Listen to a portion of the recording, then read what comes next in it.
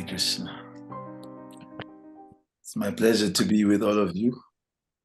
And as it goes, this material world is always a place where we get tested. So yesterday, I went into the dentist with another brahmachari. His Grace Narottam Prabhu. And what came to pass was that wisdom tooth had to be yanked out of my face, literally. They were holding me down. So I'm dealing with that as I'm also taking all of you in. So we have a topic, sharpen the head and soften the heart.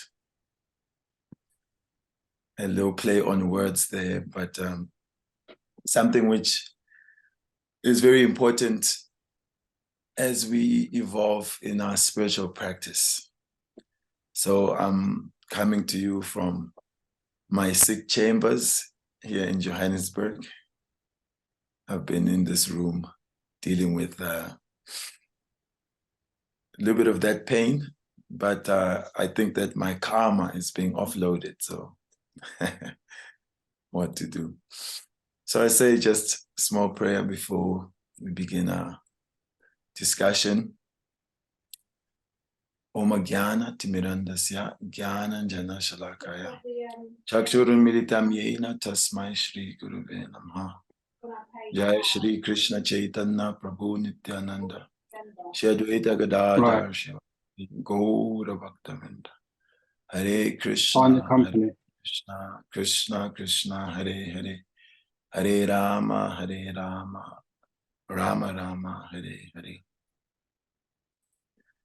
So my thinking was that I will be talking to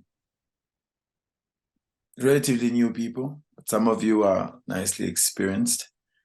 The topic is divided into a few subtopics. First being connecting, and specifically connecting with the best teachers. This is our advertising.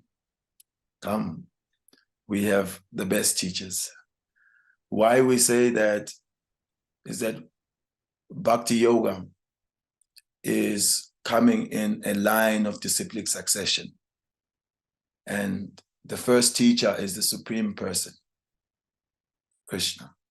So what better teacher to understand how to make one's life in sync with their purpose and ultimately reconnecting to the heritage of bliss. We are like bliss chasers in the Sanskrit language, Ananda Maya Vyasat. We are made of Ananda, bliss. And in this world, we look for that blissful life. So in coming to Krishna consciousness, we are connecting to a system of teachers. And the prime scripture, ABC scripture, Bhagavad Gita, Krishna speaks candidly that this chain of disciplic succession had been lost. And so that is why he is speaking again Bhagavad Gita. Evam parampara praptam imam rajasayo vidu. Sakaleneha mahata yogo nasta parantapa. So Arjuna parantapa, this system had been lost, and so I am speaking to you. And it's meant for the saintly kings, this type of knowledge of bhakti. Because those saintly kings would protect everyone by giving them actual wisdom. And being kings, that autocratic position could enforce it in society. So we're connecting to that divine knowledge from the lips of the source of all knowledge, Krishna. And then the devotees or the spiritual masters that we connect to in bhakti are of three types. One is the Vatma Pradakshaka Guru, someone who's pointing us in that direction of Krishna consciousness, that initial contact. Some maybe Chant Now has been your Vratma Pradakshika Guru.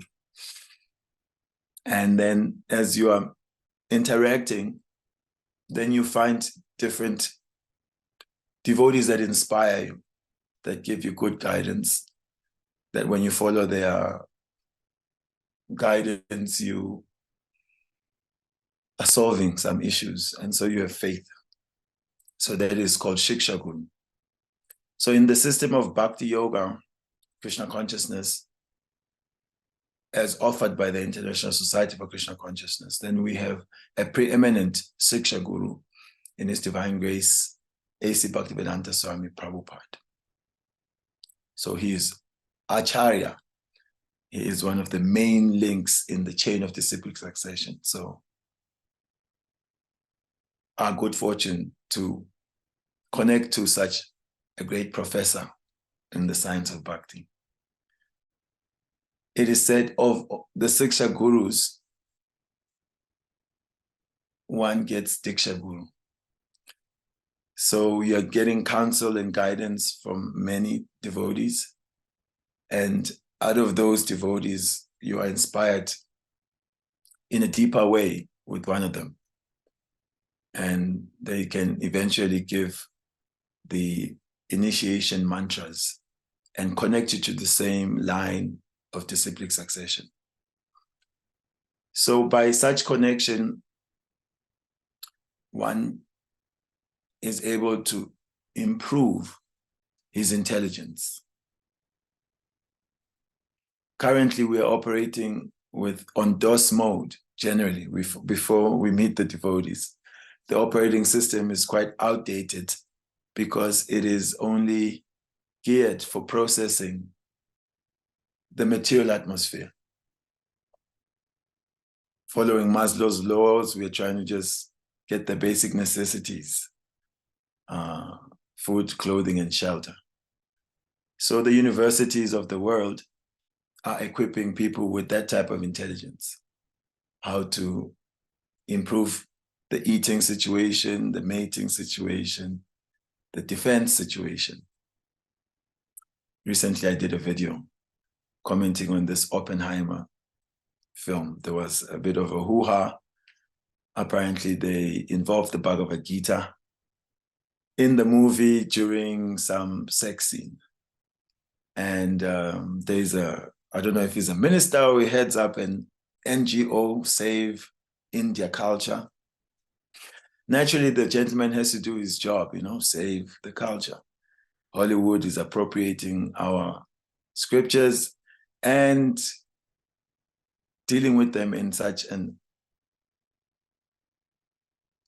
distasteful way, sex, Bhagavad Gita. So I got my cousin to check it out and tell me exactly what's the situation.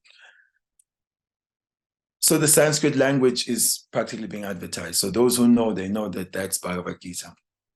But they don't really refer directly the name of Bhagavad Gita. But he speaks of Vishnu there.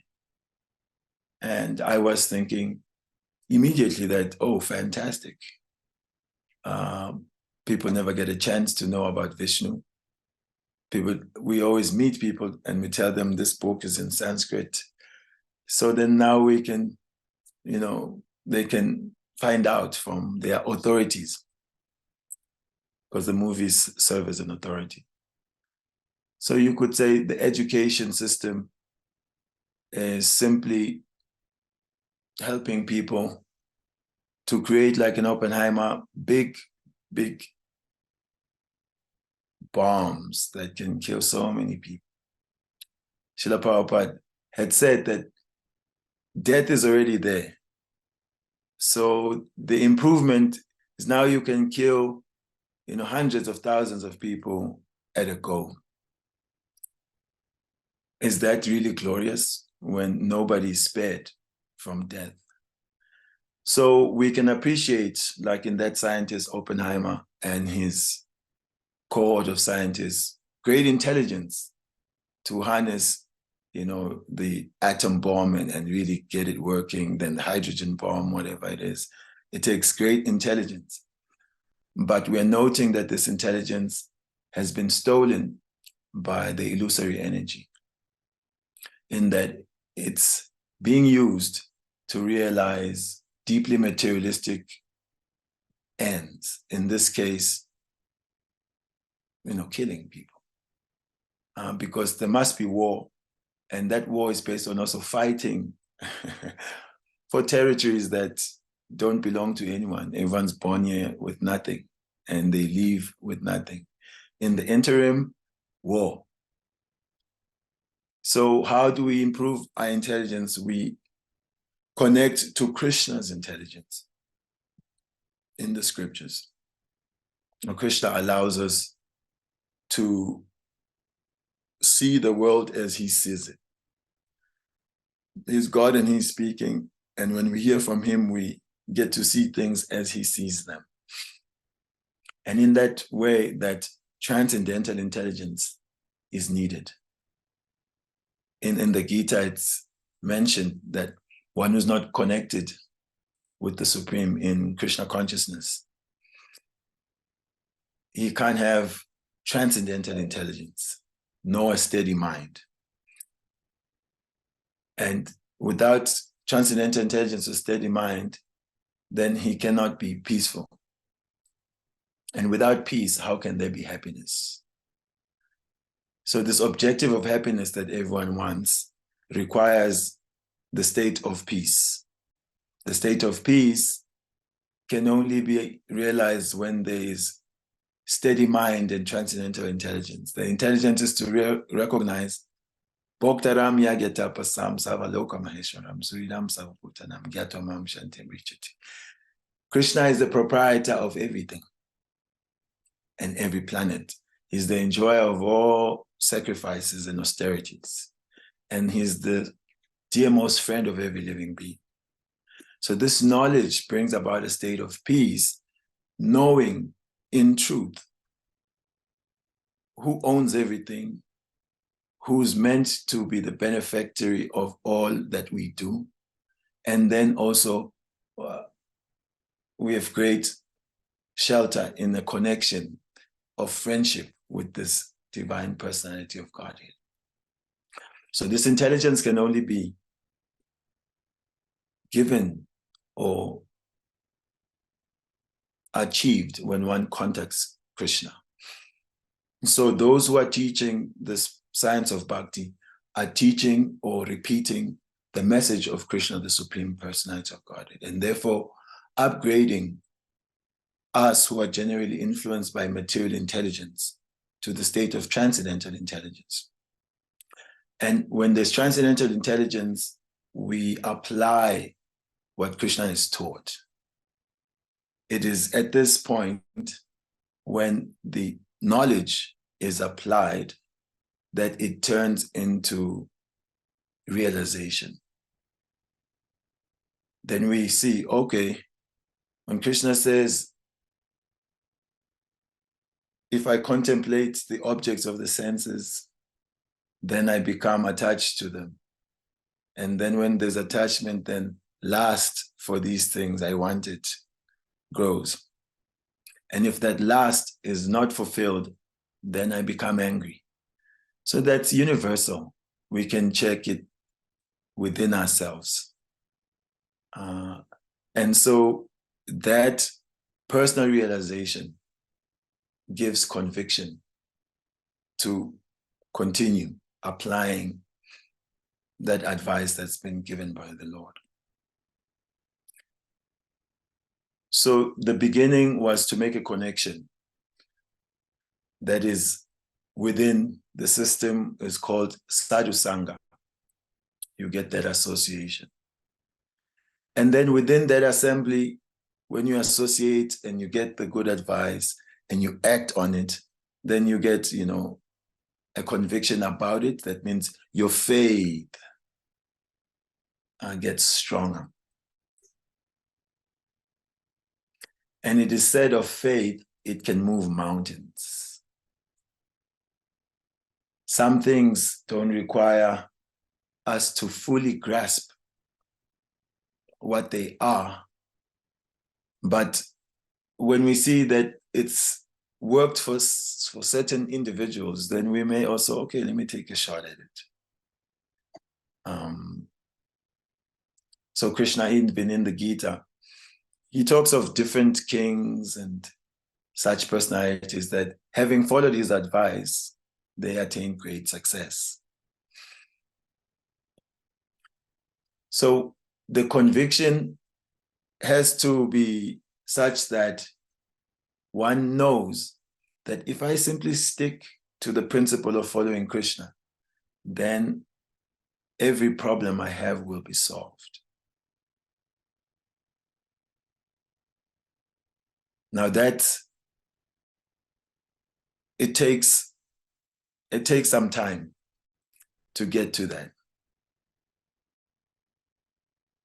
One has to go through the mills, be tested, to see the magic, to see in retrospect how Krishna put you in different places, and he was there on the other side of whatever test it was.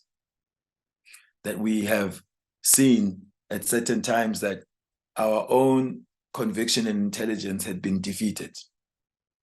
But somehow or the other, Krishna carried us through those situations. Urugai Prabhu spoke about brahmacharya life. We've been serving, in that ashram for some time. And I remember a time where, okay, you're recording this anyway. I moved to the country of Swaziland to preach. And when I arrived at the center where I was going to be based, mind you, that time there's hardly any devotees. I'd just been there with one other sannyasi, and we went there he was still a brahmachari on the sannyas list. So when he took sannyas, then so many invitations for him. So he was practically going here and there to preach. So I was holding down the fort. We moved to the center. As I arrived there, the house next to us, the neighbors come out. And young men at the time, so many ladies came out of there. And I looked, and one of them, all the modes of nature that suited my attraction to the opposite sex were right there, bang. And I'm just like, Krishna, what is this? And they're so friendly. Oh, you're moving here. What's this all about? You're going to teach us. And, every day they're coming to hear from, but then they don't have the etiquettes. They're just regular folks. So I had to just be this elder who didn't understand all the interest that was coming towards myself. I'm just there to teach Krishna consciousness. And how that went on, it was like probably a whole month, and this young lady coming there and basically leaving it up to you. So whatever you want, I'm freely available. So like any young man, internally, you're gone. But somehow or the other, you're hanging on because everybody knows you've left that other country for the mission next door. And if you collapse, man, it's great, great disappointment. There's also your spiritual master. Oh, your spiritual master has given you so much love and affection, and you cannot disappoint him. A month or so, and some other gentleman, young man, came and saved the day. This lady got a boyfriend, and and there was the end of that Krishna conscious interest. So who carried me through that? It's not my knowledge of scripture, not my personal conviction and strength of brahmacharya, it is Krishna. That when we have nothing to hold on with, because Krishna is in the heart, like we cited Suridam Sarvabhutana. He's the dearmost friend of every living being. He's there within the heart, knowing and hearing the sincere cries like, Krishna, I just want to serve, I've come here to serve. You help me. So when a few of these things go on in different aspects of your life, then this truth that simply by sticking with the principle of Krishna consciousness, every problem will be solved, becomes factual within your consciousness. That ultimately, that conviction that sticking with devotional service throughout this life, there won't be any repeated birth and death. And the Acharya is saying, back home, back to Godhead in this life. Then, with a smile, you can run back to Godhead. So we were discussing conviction, and that conviction being a slow, gradual maturation of faith. So as our faith, our conviction grows, it brings us to a growth in compassion. I'm being benefited. I don't really deserve it, but I'm being saved from my own lower nature. And I'm being facilitated by the Supreme Person and the Vaishnavas. Therefore, I should try to be an agent of that grace in the world. Then when you see others, you can see, knowing where you've been, you can feel that they need somebody to help them, to save them. So this particular path has these two sides. You could say 50% of it is one has to work on themselves. And another 50% of it is that one should try to help others. So this is how then the form of Sri Chaitanya Mahaprabhu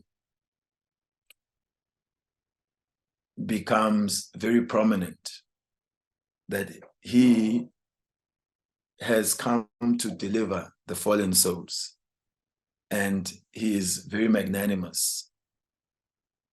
And his followers have to reflect that magnanimity by reaching out to others. So first, the head was being sharpened by receiving the teachings in the proper way from the proper teachers.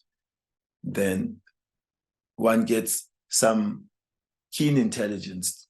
The discernment becomes sharp to know matter and spirit, to know what is binding, what is liberating, what's to be feared, what's not to be feared. And with that sharp head, it should then move to softening the heart. What is the use of having so much knowledge if it cannot benefit you or others? Like the donkey that was being engaged for the great library of Vedic Shastra. So they would load all the books on the donkey every day from the temple back to the big old library. So the donkey, although he's carrying all this knowledge, there's nothing that he can understand of it. So our teachers warn us not to become like that donkey, where we carry so much information, but that information doesn't help us nor others. Like the spoon that stirs so many pots, but has never tasted any of those preparations. So the tasting ability is granted to us more and more when we distribute this knowledge. So a soft heart is needed. Soft in the sense of compassion, but that compassion is informed by transcendental knowledge.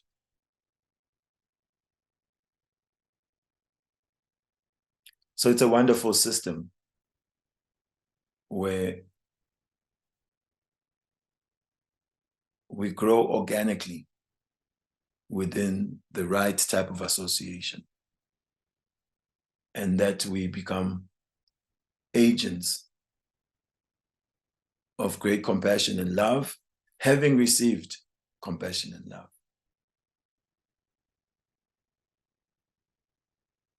Then in time, nothing else seems to be as attractive than being in that association, than tasting the subjects that are discussed there, and then taxing one's brains to see how to give it out to others.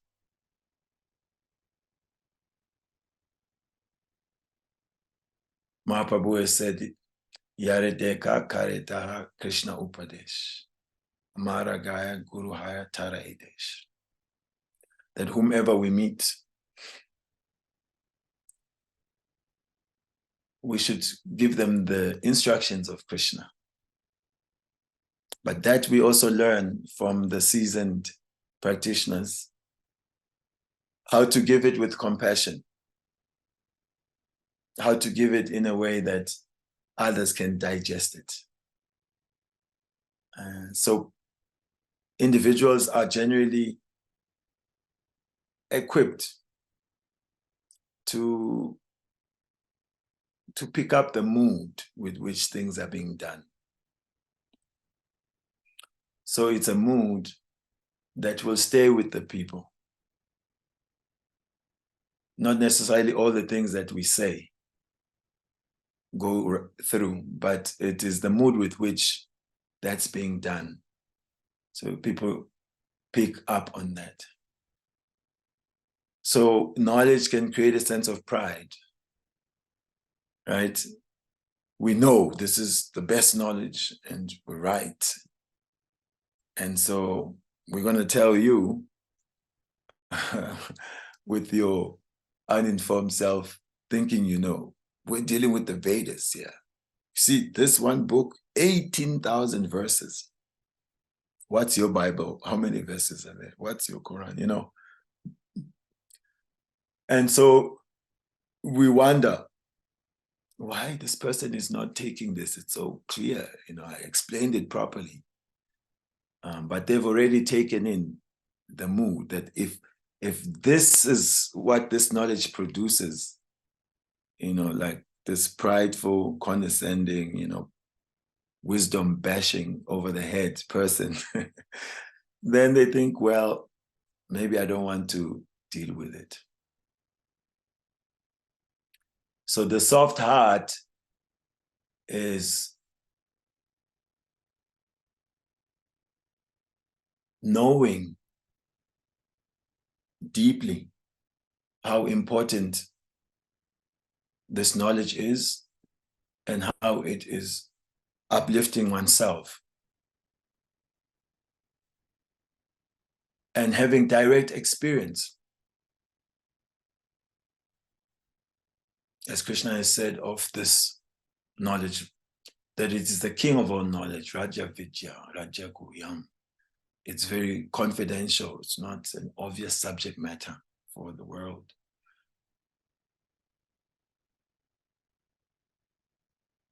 And that it gives direct perception of the self. Prataksha Dhamma, Prataksha Bhagamam Dhamyam. So people require personal experience. Therefore, the holy name of Krishna is the greatest way to allow people an experience of Krishna. 10 people chant, each individual uniquely has their own experience of the holy name of Krishna. And that goes beyond someone telling them that this is the Yuga Dharma, you should chant this mantra. It's been given and vetted by Brahma himself, and Chaitanya Mahaprabhu brought this. But when they chant, they experience it for themselves, and then they want to experience it again. So it gives direct perception of the self by realization. I remember my first visit to the Sunday program in Pretoria. So we were meeting the devotees on campus at the Bhakti Yoga Society, and they had nice programs. So I would go there. But I was thinking within myself, why am I just such a pushover almost? I'm not fighting back. It's like I'm just accepting this whole thing. Generally, I prided myself of resisting, the fads, and I just wanted clarity first. So anyway, we went to the temple. I told myself this time, I'm not just gonna get involved, but I'm just gonna be a little bit detached and watch the whole thing. Kirtan time came, I was gonna just watch and not just be involved like that. And I don't remember when or how I got in, but I was right in the middle of the circle, dancing my heart out. Holy name had bypassed, the mind and all that was going on in there, and had gone to the heart. And once the heart, the seat of the self, the soul, is convinced, then the whole machine follows. So the control was given directly to the self. And with that experience, direct perception, this chanting is the best thing I've ever encountered. And from here on in, I don't want to resist or miss out anytime it is going on. That's been my personal conviction throughout my practice of Bhakti Yoga, that the holy name is a true asset, is something I can say is mine. That at any point, I can always chant Hare Krishna. Most things, you have them for some time and then they're no longer there. Most places, you can be there for some time and then you have to move. You may lose friends and you may lose a limb. But Krishna's name, no matter where you are, Krishna is present in his name. So therefore it is said that it is the perfection of religion. There's so many things we do for piety, for regulating the mind and senses. And there are so many facilities that are needed to be involved in that religious system. This is really mobile religion because Krishna and his name are non-different. So no hard and fast rules to engage with Krishna through his holy name. So it is said, Katum susukam avyayam. Therefore it is joyfully performed.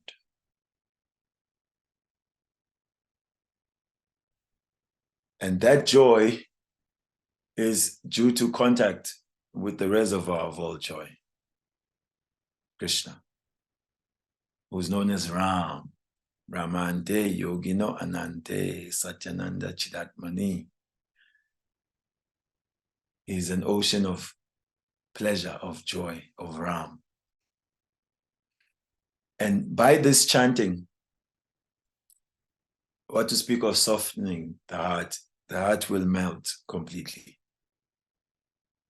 And this is what we are chasing.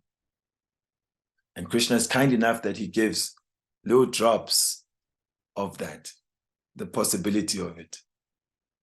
And so we endeavor to really soften until we melt the heart.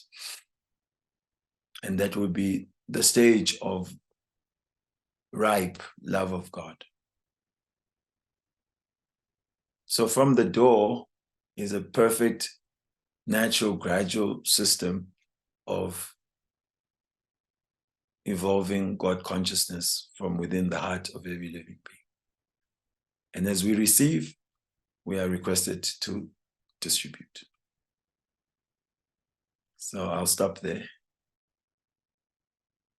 and just see if there's any interactions that you want to engage in, some comments, questions, chastisements. Mm-hmm. I transcended even my tooth now. Okay. Yeah, thank you for doing the austerity of speaking when your body is not functioning so nicely. It's not easy. So we're grateful for that. There are actually many points that I would want to speak about, but I was hoping if other people don't mind, you could answer something for me that was in my head.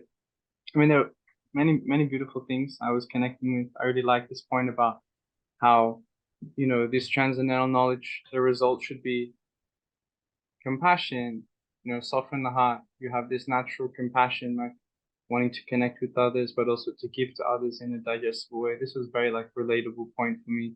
Now I'm traveling again. I'm in like busy city, like from village Mayapur to like busy city. You see like how people are living in the world. It becomes like sometimes a little bit overwhelming, like having this connection with Krishna consciousness, with bhakti yoga.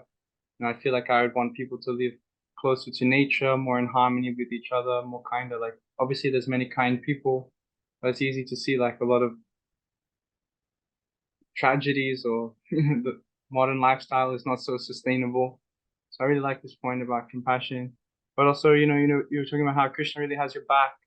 This like situation when it wasn't like your strength, it wasn't like, your knowledge, it was, we say, like this mercy from above that carried you through the situation. And many times in our lives, many of us, we should have had this experience also where somehow that it's just from above, this thing is coming down and touching us. And this is the wonderful thing that gives me strength, that gives me, like, then you brought up faith. I think it's such a nice point. Like, and then you kind of mentioned it's not just faith based on no substance, it's faith based on revelation, it's faith based on experience, something tangible. And I appreciated that so much. And also you were talking about how different people will have this experience in different ways, which was also very beautiful. But this tied into my question. If I don't want to like derail the whole thing, but I think you're very kind of the right person to ask.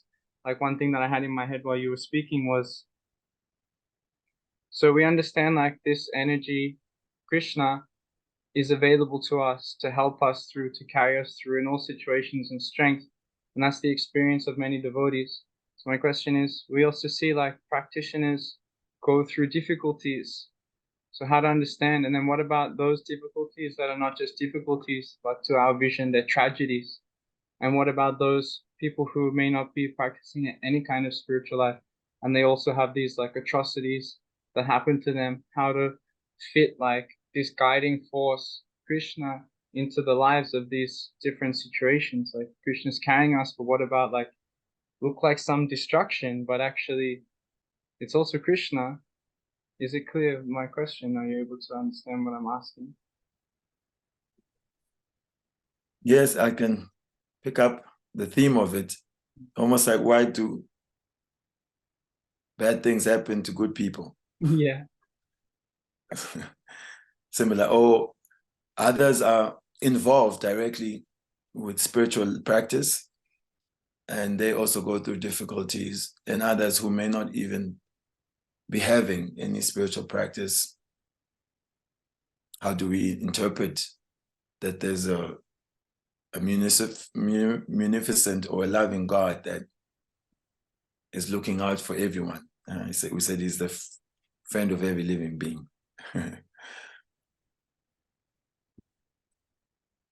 Yeah, on one side, there's the laws of God which govern the universe. And so they are like impartial. It's like a machine. If you put so much coins, you can afford, that cold drink or that packet of chips. You see these vending machines. It doesn't matter who you are, they operate the same. So the laws of nature are such that every action has a reaction. Now, the living being has been involved in a multi-lifetime experience in this world. And so we don't know what results are due, good or bad or mixed. And sometimes there's a collective result that is quite heavy, like a war that comes and devastates a region of people. So when we look at it, what's the verse? Tatenu kampam shushamik. That this samiksha means samiksha, you're looking at a thing. What's the cause of it? And you're trying to investigate what happened. You may look at it within this one lifetime to find the cause. And then Susa Mikshamana, that is a greater investigation, not just what happened last week, last year, 10 years ago, but what might have happened even in the prior life to cause an event. So one who has investigated their existence at the level of not just causes that are today, yesterday, last month, last year, but who can look at their lives even before this body, then that person is able to understand that whatever is coming to me, I am the cause of it. It's a reaction to my own activity. So that requires, greater bandwidth to understand. And then those who are practicing,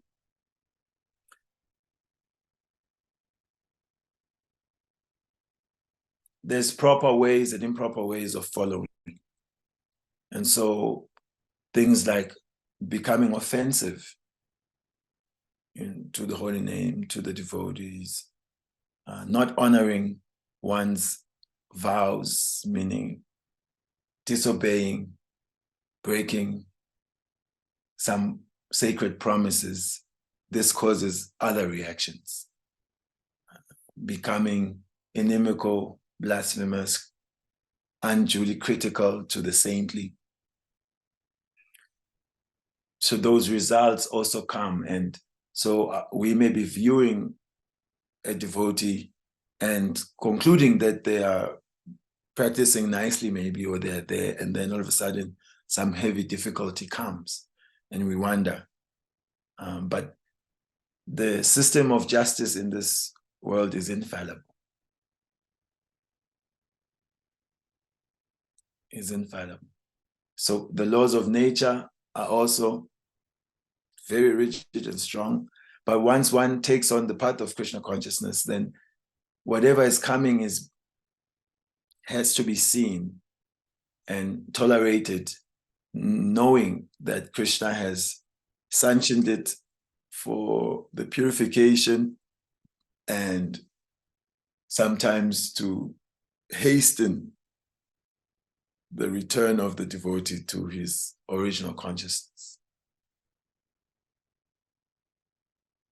Trial by fire. The spiritual part is like that. It's like we're on the anvil of material existence, Bhaktivinoda Thakur was saying, and we're being knocked into shape. So part of regaining that great wealth of love of God is this price to go through fire. And yeah, so that's why the early instruction that is given in the Bhagavad Gita to Arjuna is that one must learn to tolerate happiness and distress because they come and go. And then Krishna in the next verse says that one who has become situated in being able to tolerate the duality, he becomes fit for liberation. I don't know if it touches the spirit of your inquiry. Thank you so much. But there may have been a specific point that you were trying to. No, not specific. Just okay. I wanted to hear it from you. Oh. Because I know you have a nice perspective on these different situations. And I can think of examples in my personal life of devotees who went through difficult situations and then somehow or other they're always positive, or it turns out to be good, or even though it still looks bad, somehow or other it's just been an excuse for them to go closer to Krishna and level up in their spiritual life. But then for me as an observer, it's a little bit like, whoa, I hope that doesn't happen to me. So does anybody, sorry if you're going to say something, but if anybody wants to add or some question or comment, now's your opportunity to connect.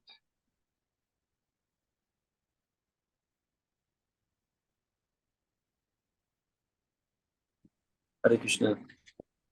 Hare Krishna, Prabhu. Who's speaking? Good to see you, Magadari. Oh, yeah. Thank you for, I got this somehow, and I'm glad I came, so thank you so much.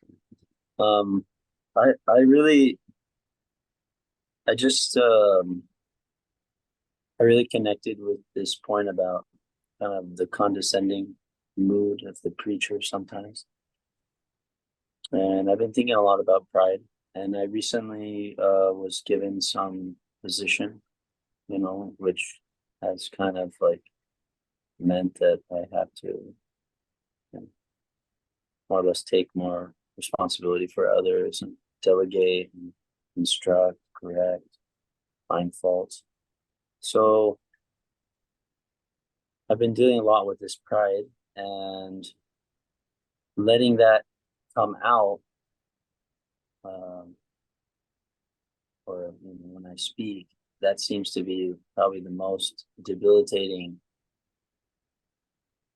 thing I can do for my service. It's like if I speak with anybody in any type of harsh way for whatever reason, then that's just another reason why they shouldn't follow what I want, what I think is best, So it's kind of like a leadership question I have, that is, how do we do our duty as a guide or as a leader without developing that pride, which comes out in harsh speech and things like that?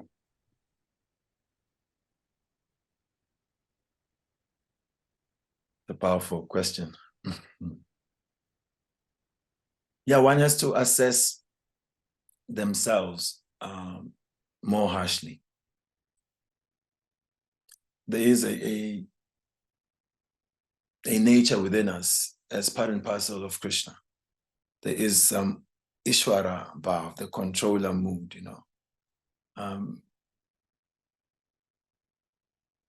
and a misplaced sort of compassion that the mind tricks us with, that, I want to help this person so much that I'm basically demanding from them,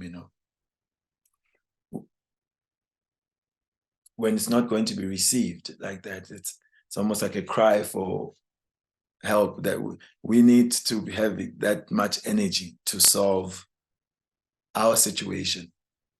And so once we're given to some sort of power and we can lose the plot. So it's a very important thing to look at. So how much am I free from the tendencies that I'm observing in others? And try to see what the devotee is doing well first, and sort of lead with that. It's like a common advice that is given, that you sort of acknowledge something good, glorify, and then in the middle you speak of the room for improvement, and then you end off with something sweet. It's like the sandwich of giving feedback. Yeah, and to really apply that in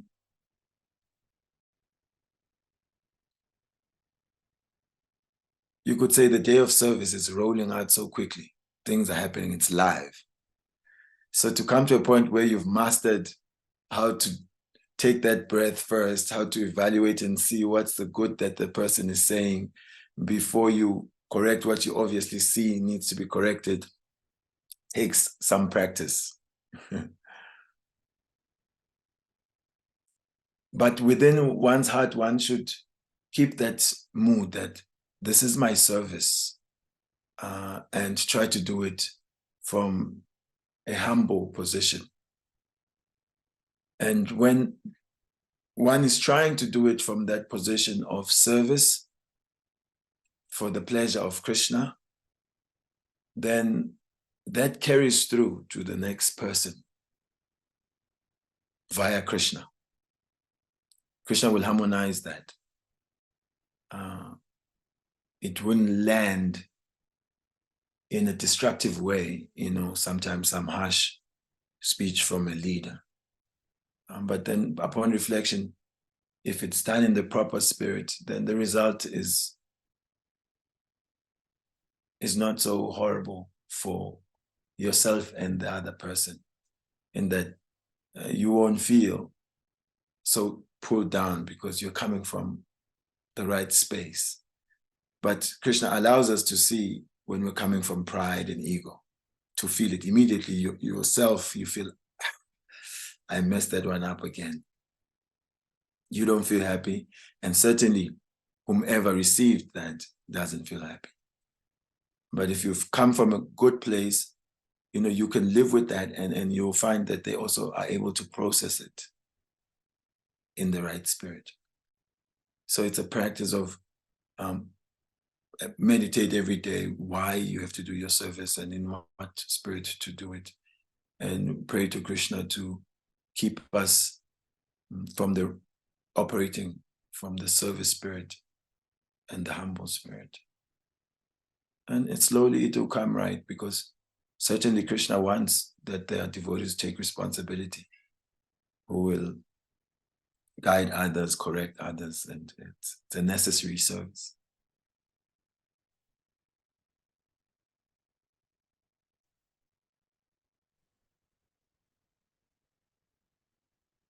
Hare Krishna. Oh, you're on mute also. Oh. Did you become temple commander or Sankirtan leader? Well, actually, I was asked to become the temple president here. I live in Kansas City, Missouri. Okay. This is wonderful. To be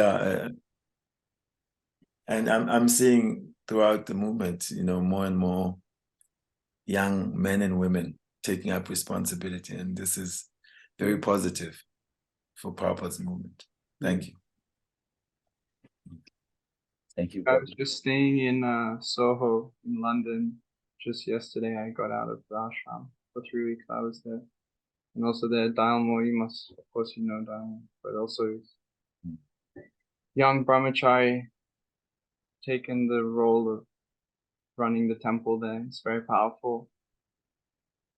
And I think it's important to empower the youth or the younger people to take up this transmission of Krishna consciousness, because they're more in touch with what's going on and able to connect with people nicely. Anyway, I saw the result just now in Soho. It's very, very beautiful experience. Many young people in the temple and nice energy. It's really good.